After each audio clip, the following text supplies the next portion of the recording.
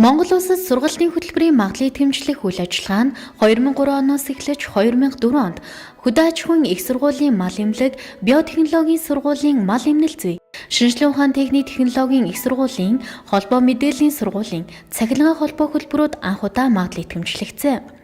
Өнөөдрийн байдлаар 26 сургуулийн 203 сургалтын хөтөлбөр магадлалыг дэмжлэгдснээс бакалаврын 183, магистрийн 19, докторийн 1 хөтөлбөр тус тус магадлан дэмжлэгдээд байна.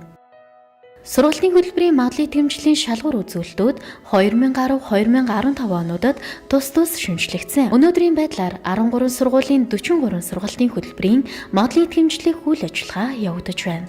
Сургалтын хөтөлбөр магадлалыг дэмжлэгдснээр хөтөлбөрийг шин шатанд гаргах олон ахиц өөрчлөлт гарна, байгууллагад чанарын соёлыг төлөвшүүлэх, сайн туршлагыг дэмжих тогтолцоо бий болно. Оролцогч талуудын харилцан уялдаа өргөөчтэй хамтын ажиллагааг бодиттой хөгжүүлнэ. Төгсөгчдийг хөдөлмөрийн зах зээлд чанартай бэлтгэнэ. Тогтвортой үр дүнг харуулж чадна.